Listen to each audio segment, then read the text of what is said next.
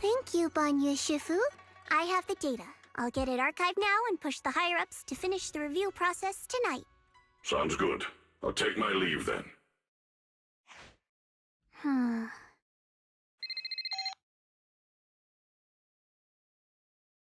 Dylan, I know you've been looking for that purge unit Type 0.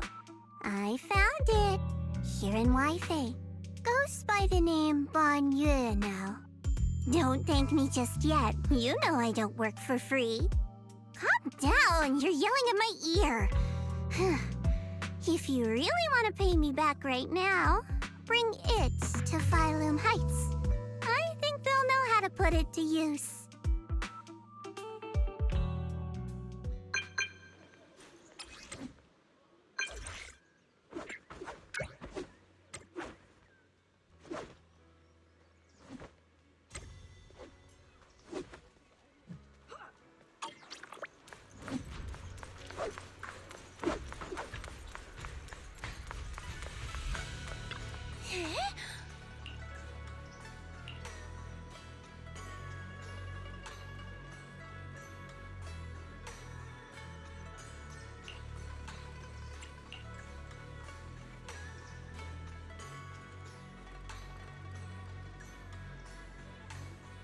Huh.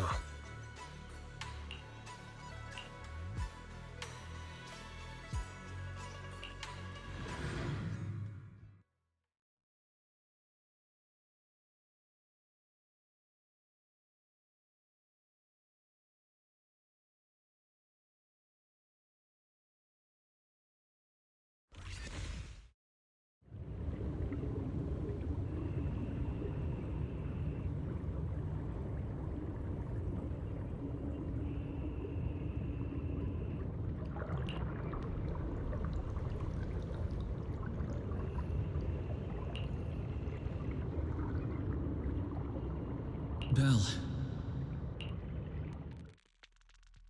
Belle!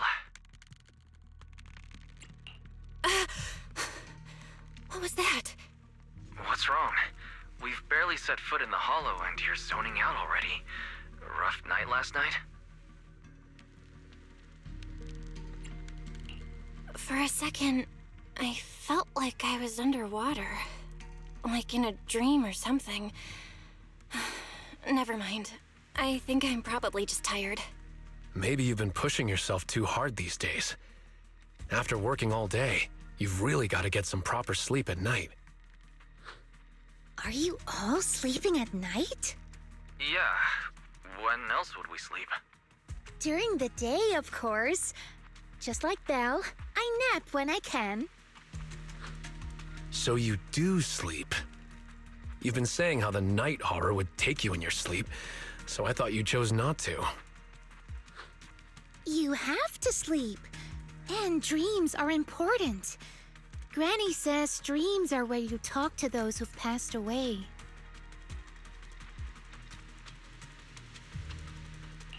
I wasn't actually sleeping. I was just zoning out a bit. These past few days have been exhausting. Good thing Miss Zhao's helping us out. Let's finish up quickly and head to Fantasy Resort for a proper break. Fantasy Resort? I'm wide awake now. Let's go! All right, pull yourself together. Let's head to the safe house to find Itari.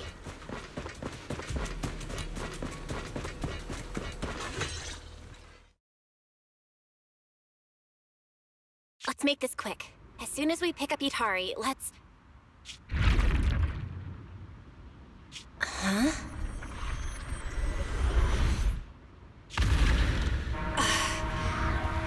Where are we?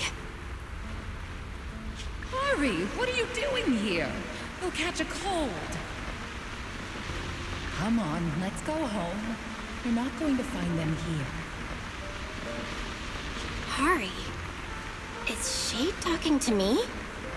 Could this be? This is Hidari's memory. It's been 8 years, Hari. 8 years. You can't keep going into the hollow because you saw your parents. What if something happens and we can't get to you in time?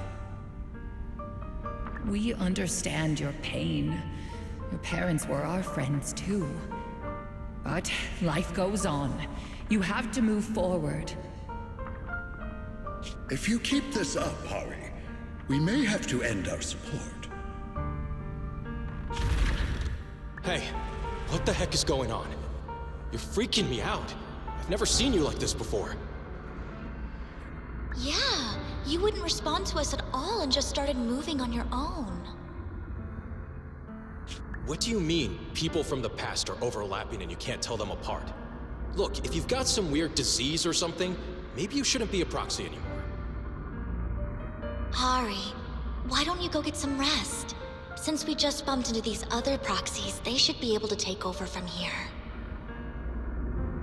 And hey, just saying this as a friend, stop chasing ghosts from the past, yeah? You've got a whole life ahead of you. Think about the future. How are you supposed to move forward with your friends like this? You don't need the future, Yudari. You're special. That voice! Your power was born for the past, to seek, to preserve, and to warn those who would dare to forget it. Yudari, you need only live in the past. The stories that once shook the world, they're more than enough to carry you through a lifetime. Don't you love stories? Don't you want to be part of one?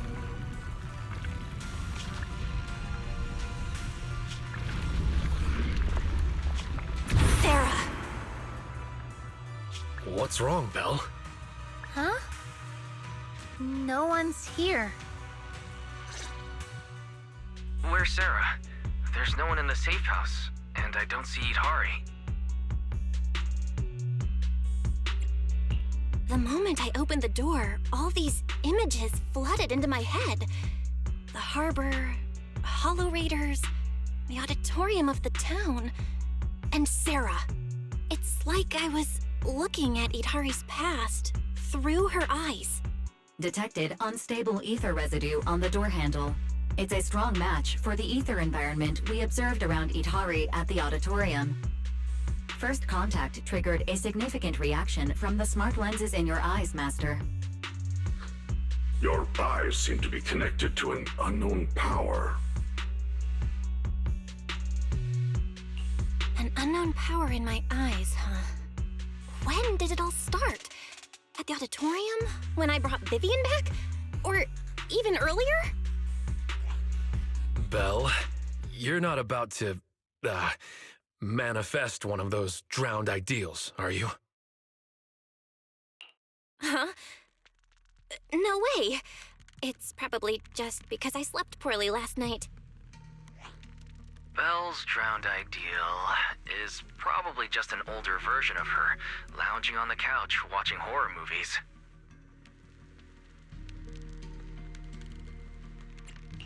All right. No more imagining things or daydreams. Let's find Idhari already. Look! There's some notes on the table. They must be from Idhari. What's it say on there? Strawberry Parfait Memo. Once I'm back at the inn, copy this into the storybook. This is a tale awakened by the light. It happened in an auditorium buried deep in the mist. One night, a girl with eyes like stars came quietly to visit. There's no need to read the whole thing. Pretty sure we all know where the story's headed. Read it all out. What, are you embarrassed, Belle? This is your first time as the protagonist in a story.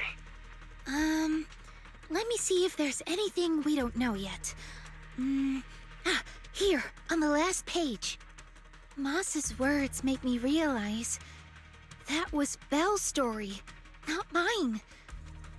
I should return to my own story. Thank you for coming to find me. What does that mean? I'm not entirely sure what that means, but one name clearly stands out. Yep, Moss again. Idhari's probably gone back to the town. Let's go ask her in person.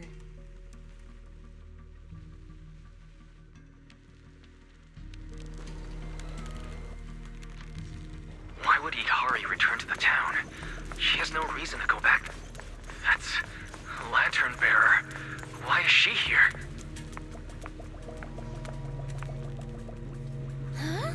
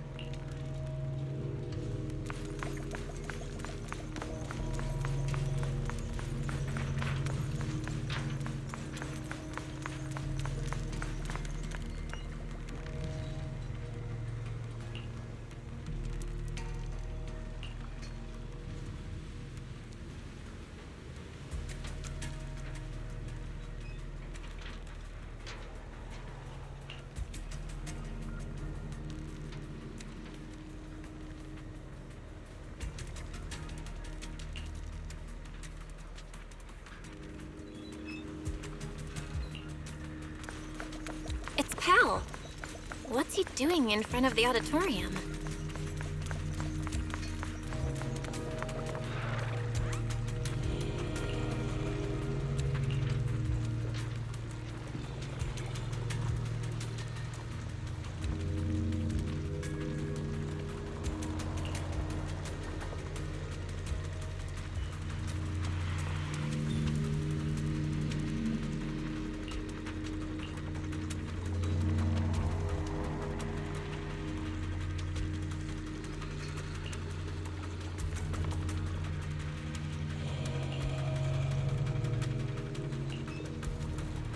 I've got your back.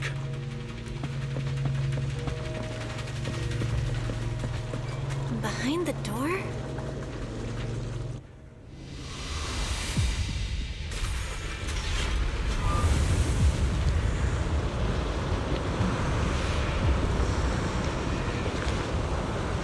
Idhari! That voice. Stay back. It's dangerous. What the heck is going on? Freaking you out? I've never seen you like this before. Don't bother. Think up with someone else. How are you supposed to move forward with your friends like You this? can't keep going into the hollow because you saw your friends. It's been 8 years, Tommy. Can't keep waiting for them. Please, hurry.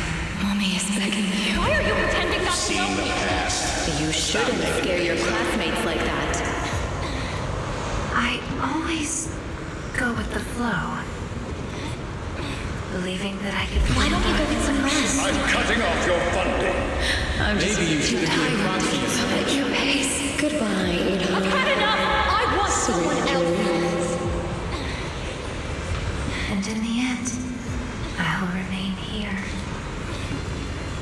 Voices are calling me. I can't abandon them. I should embrace my true desire. Don't listen to those voices!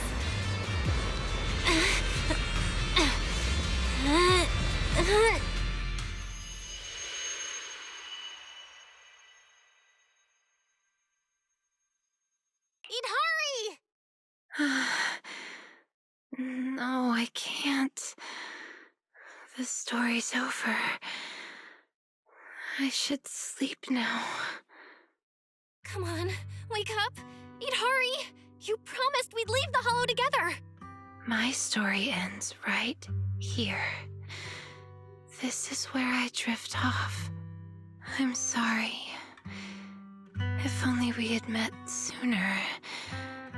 But we only found each other at the end of the story. The end? No! This is the beginning! The Strawberry Parfait storybook has just begun, remember? My storybook. Don't fall asleep. Keep writing. As a reader, I'm not letting you abandon your unfinished story.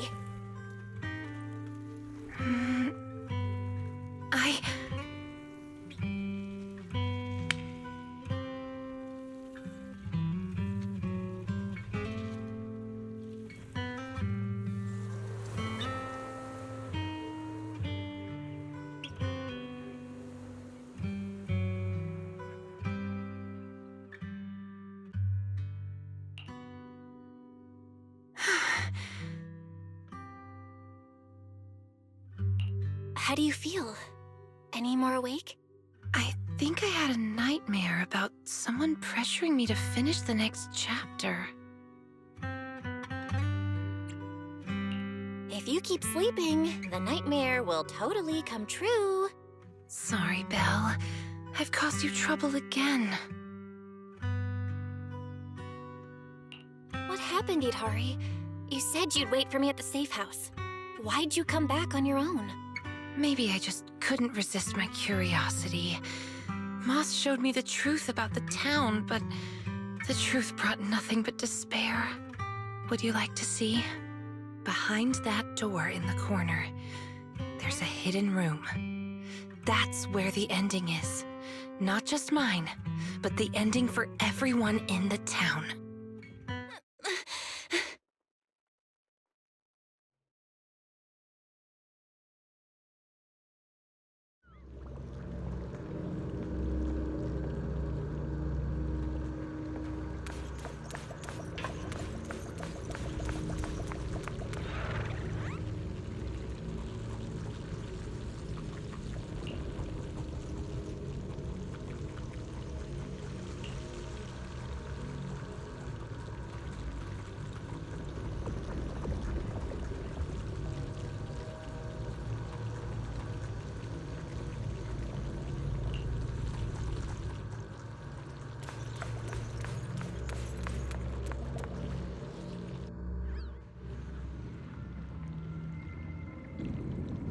In those cocoons, this is the truth the town holds.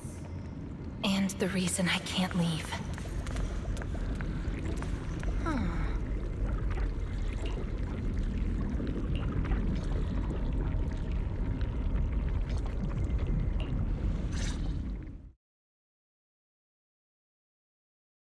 Overgrown weeds and desolate gravel were all it had to offer to its visitors.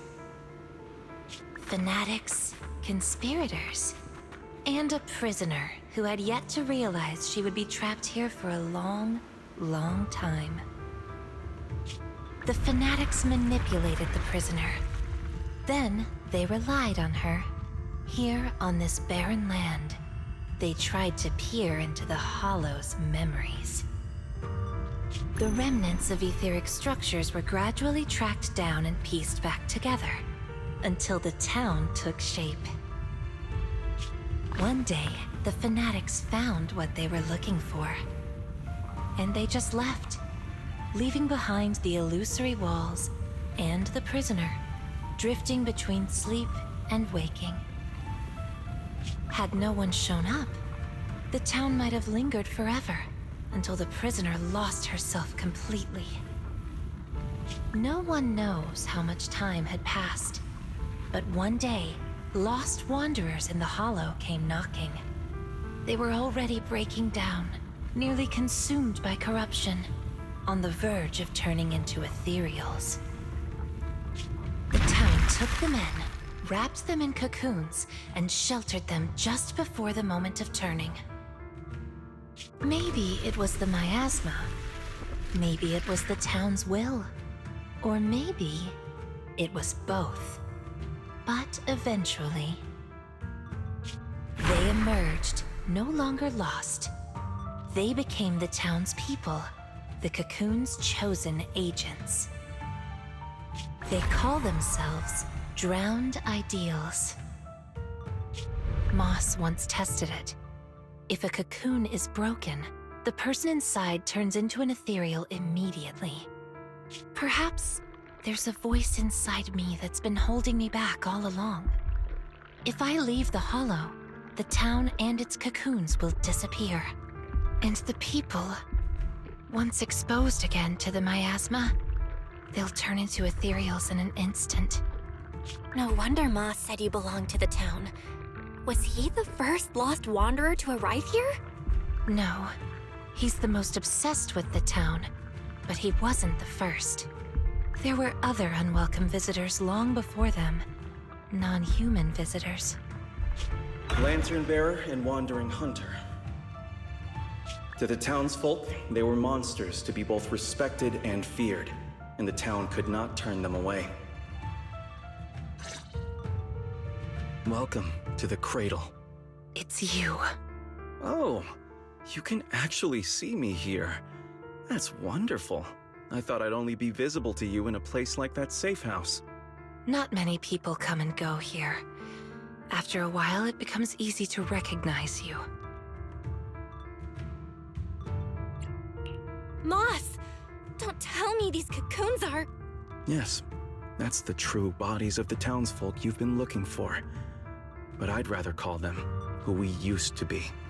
The first time I appeared in the Hollow, I came face to face with myself. A Moss who was half mad from the corruption. I knew he didn't have much time left. Either he'd die, or he'd turn into an ethereal. So I scrambled for supplies and shelter, trying to win another me a fighting chance. I mean, I was an investigator, but it didn't matter what I was. The outcome depended on him, and he was a coward. In the end, we made it to the town. Just as he was about to turn into an ethereal, the surrounding miasma moved first, wrapping him up and forming a cocoon. I understood then.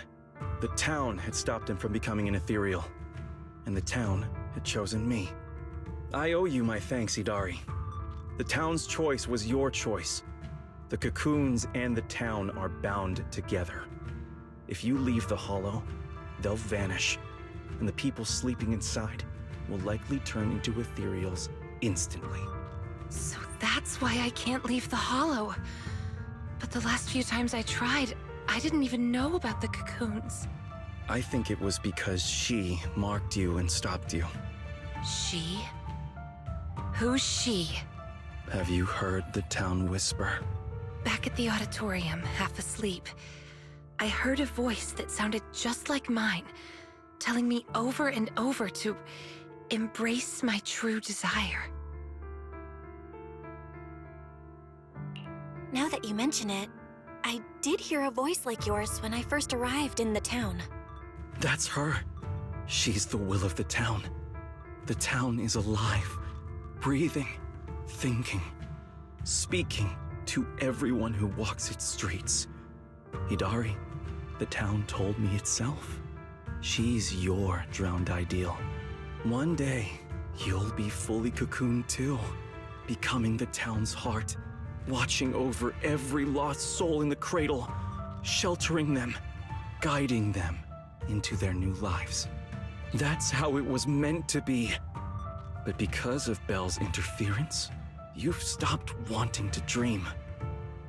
She gave you new dreams, didn't she? The new dreams made you want more than just watching other people's stories. I don't want to abandon the cocoons. And I don't want to break my promise to Belle. I hate the feeling of being left behind. That's why this time, I'm going to find an ending where I can hold on to both.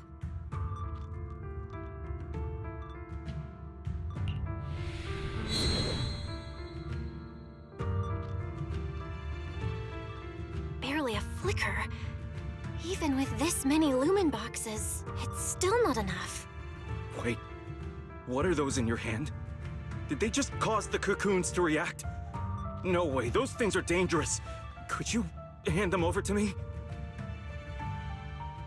No, I can't. These are very important. I thought I could guide you gently, and eventually you'd become part of the town. But you're not just stubborn. You're even trying to take the townsfolk away. Looks like I'll have to use stronger methods. We still have a lot to discuss about Lantern Bearer, Wandering Hunter, and why Monito still hasn't cocooned. But it seems we just don't have the patience anymore. Fine. We'll talk after you've cocooned, when we're kin.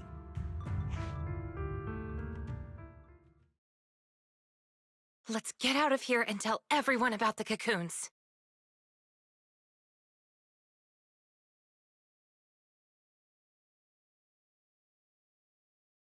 Oh, Idhari's here too! You guys okay? Moss came out of the auditorium yelling, and then the townsfolk suddenly swarmed us. We had to fall back here. What's going on? The townsfolk's actual bodies are down in that room. They're all wrapped in cocoons. Got it. I'll hold the door, and you guys figure out how to open those cocoons. It's not that simple. If we destroy the cocoons, the people inside will be corrupted and instantly turn into ethereals. What if we take the cocoons out of the hollow? I took a look. The cocoons are really tall and there's a ton of them. I don't think moving them while fighting's gonna work. Can't fight, can't move them. These cocoons are basically hostages. Looks like our only choice is to fight our way out and get word to Miss Zhao's rescue team. Let's go!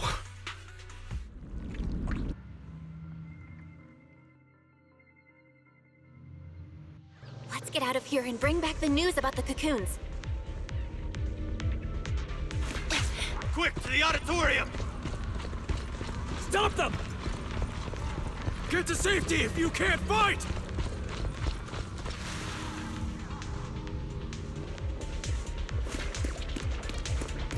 Many of the townsfolk have gathered already.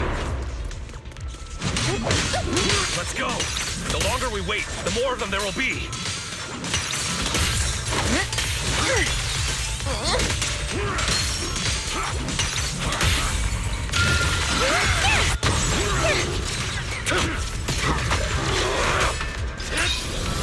Watch and learn. Take this.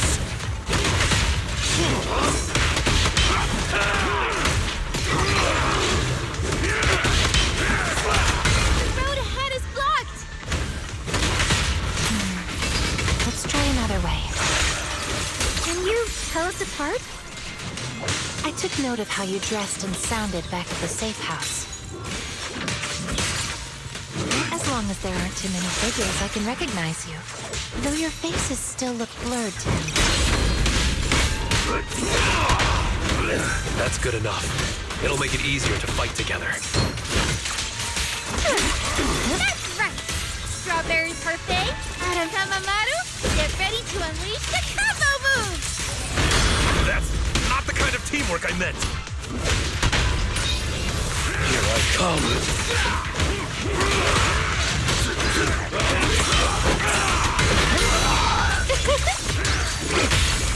Back to sleep! To cinders!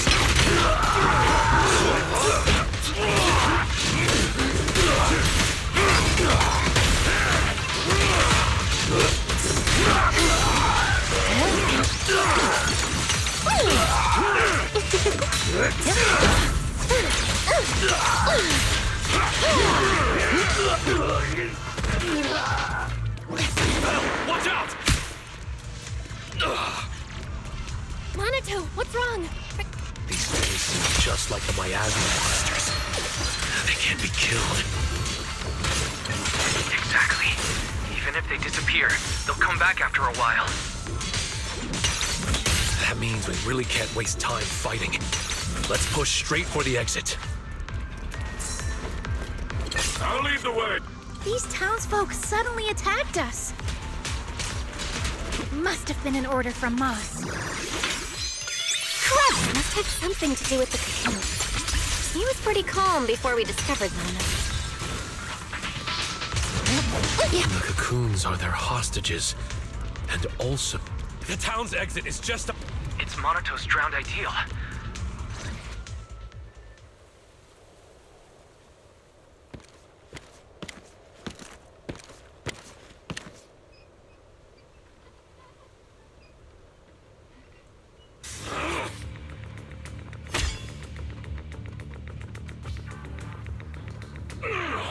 Commodore Monato, what are you doing? Don't yell at me. It's not like I... Hey! What the hell are you doing? What am I doing? You know damn well. I'm doing what you really want to do. Don't deny it. If only I was stronger than Banyue.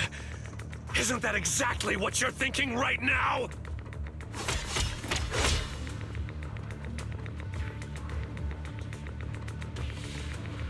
You... I'm the dream you can't reach, and I'll prove Komodo Monato can! Stay out of this.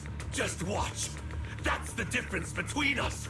I can swing my sword for me, for Komodo Monato, and you can't! Come on, Banyue. No one's here to interfere. Stop blocking! Fight me for real! I refuse. I vow to fight only to save lives. I shall never swing blindly again. Then I'll hit you until you fight back! You'll see who should be running with their tail between their legs! That's enough!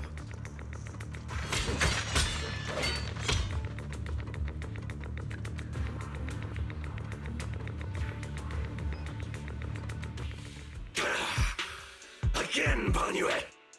Hey! If you're gonna fight, fight me! Leave the others out of it! Fight you?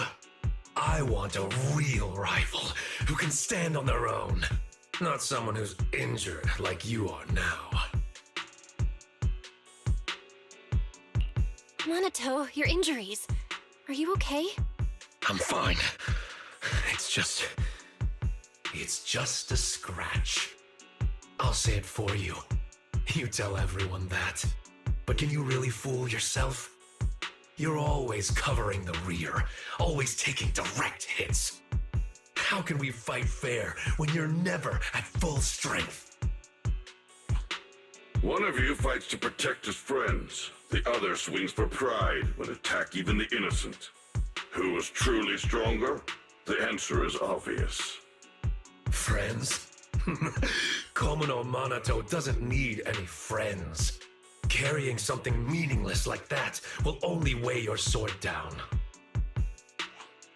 Enough. You just want a clean fight, right? So do I. Next time, just you and me. No one else. Fine. I'll trust you this once. Show up next time without half a dozen injuries, and I'll show you just how strong you could have been.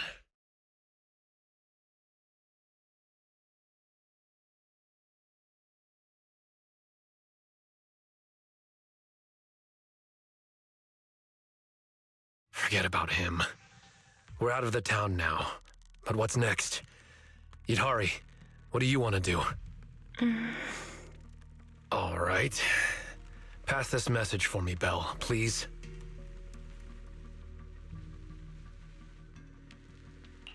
Yidhari, what do you want to do now? I want to go to the safe house.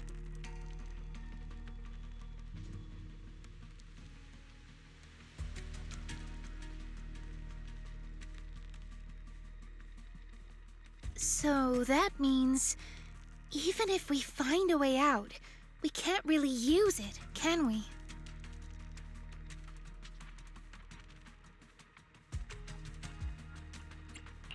If Moss is right, the town trapped Yidhari to protect the cocoons.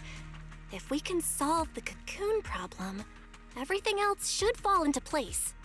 I'd trust half of Moss's words, at most. I tend to muddle through things without thinking too hard, but Once I start something, I can't just quit halfway. To keep the cocoons safe, I can't leave the hollow yet. Sorry if this weird ability of mine's been a burden. Oh, don't say that. Because of your ability, many of the lost ones finally have a chance of making it out alive. So what if it's a little peculiar?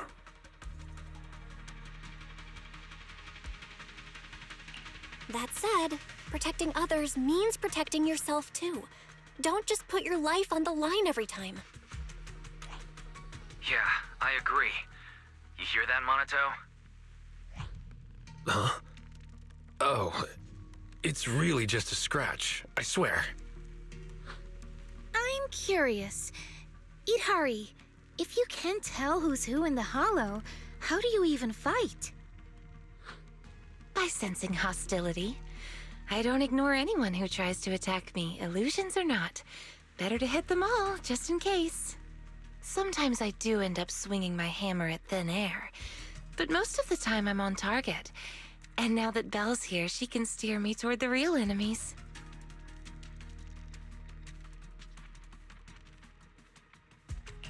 From now on, wait for me before doing anything. And whatever you do, don't open the door for anyone. Oh, and here, hold on to this little drum. If an Aquisp knocks, you can scare it off with this. Raise your hand if you have any questions. Knockwisp? What's that?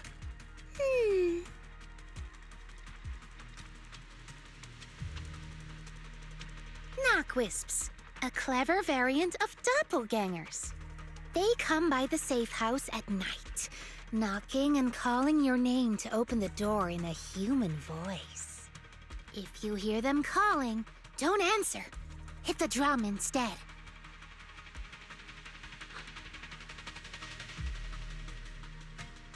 So, how exactly should I drum? Match their knocks. They knock, you drum. 3 rounds of that, and they will run off. All right, Knockwisp Q&A session over.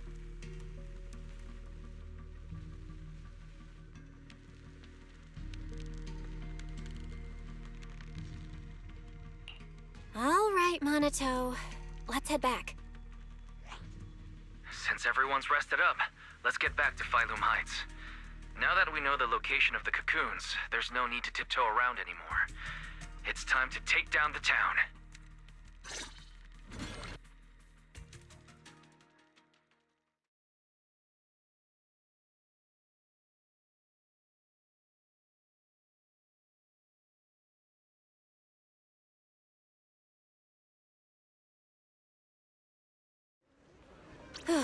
We're finally back.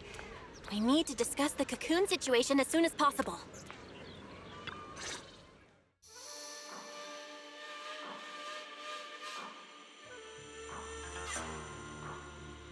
All right, we're up to speed now. The rescue team's already assembled. We can head out tomorrow. Your intel came just in time. It'll save us a lot of wasted effort. Now, about the plan. Plan A is to hit the town hard first, keeping all the drowned ideals from fighting back, and then send in a transport team to haul the cocoons out. The problem is that's easier said than done. You can't take down a drowned ideal for good with brute force. If you knock them down, they'll just respawn in no time. If we can't push into the cocoon room real fast, it'll turn into a war of attrition, and that's not in our favor. So you're implying there's a better plan B, right? Yes, you're right. And that brings me to my colleague here. Hey everyone! I'm Senior Zhao's co-worker. You can just call me Dylan. And now, I'm here to give you the grand reveal of Plan B! She's, really cheerful. Are you sure you two are colleagues? Since you've never dealt with Krampus, it's normal to have a few stereotypes about tops. But trust me, every employee here is completely different in style, and that's thanks to our boss. Anyway, go on, Dylan. All right. The key to Plan B is the cocoons. If we can dissolve them on the spot, we cut about 70% of the suppression and hauling time. What does dissolve on the spot mean? Check this out. Ta-da!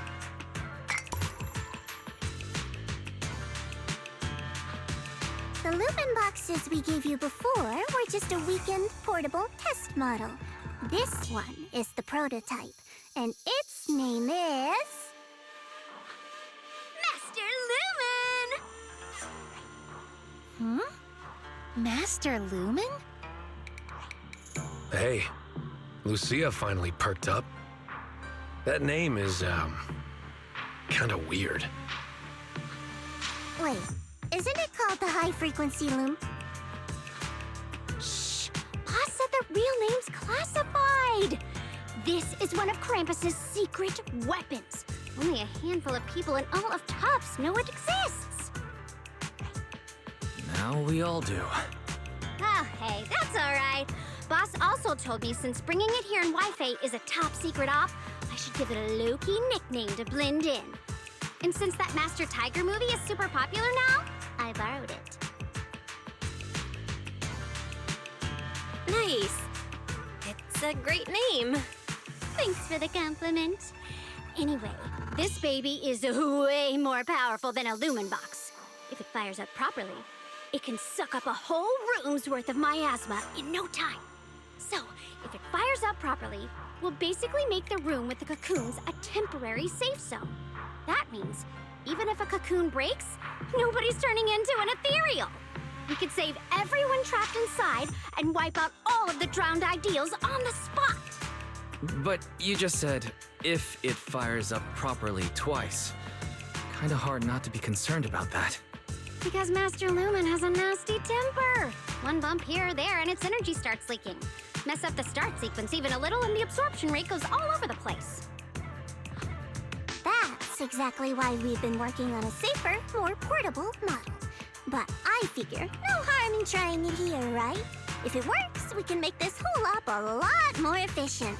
My plan's to split into 2 teams. The Joint Search Squad will attack the town head-on, drawing the drowned ideals' attention. You guys slip into the auditorium with Master Lumen, get as close to the town's heart as you can, and fire it up! If it fails, no big deal. Just bring it back out and we'll fall back on Plan A.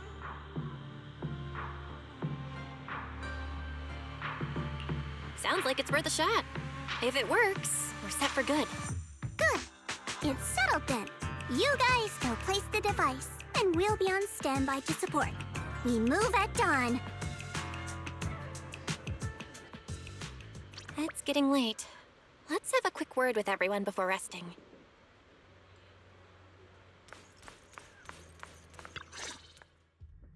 Get some good rest tonight, okay, Belle? Don't stay up. Tomorrow's gonna be busy. Are you sure your injury's fine? I'm fine. It's just a couple of scratches. I'll be all good after a good night's sleep. Don't let that drowned ideal talk you into worrying. There's something I've been dying to ask.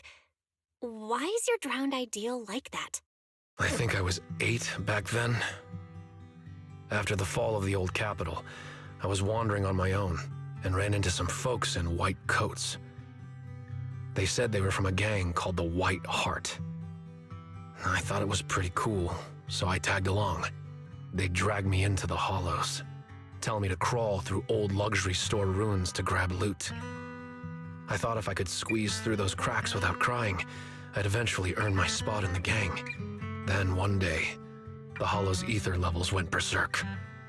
It was too dangerous for anyone to get in. The boss called it quits, divvied up the loot, and kicked me to the curb. They never saw me as part of the gang. When they needed me, they called me an 8-year-old bro. When they finished using me, they dug up every excuse to call me dead weight. I fought back, tried to fight for my share.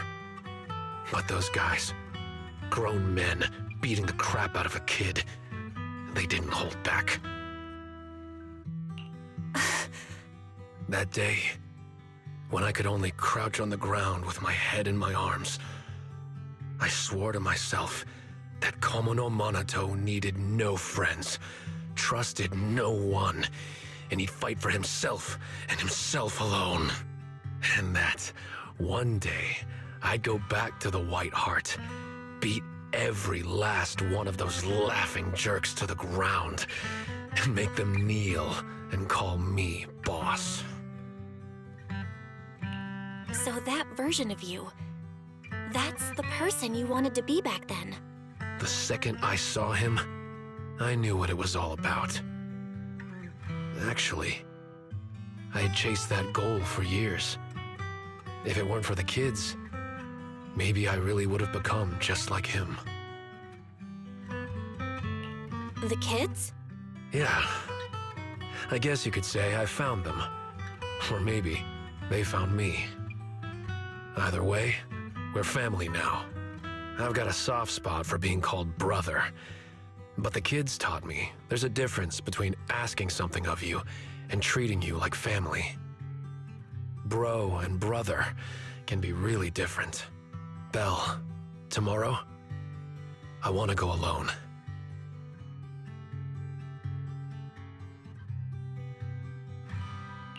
Are you gonna face him alone and end things once and for all? Yeah. Then, go. Make sure you win. Don't worry. I won't lose. I'm not like him. I've got people waiting for me to come back.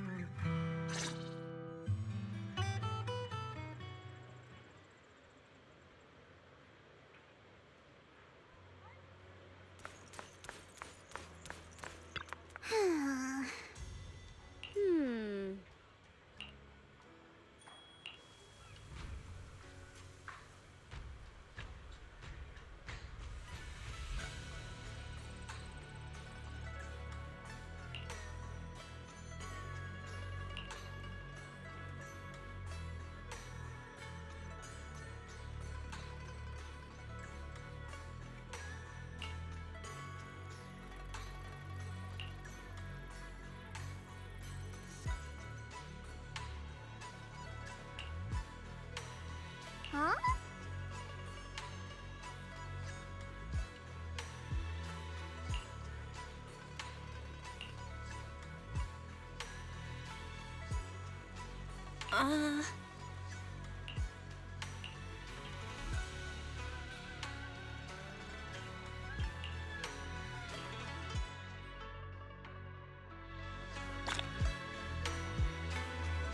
Time to head back and get some sleep.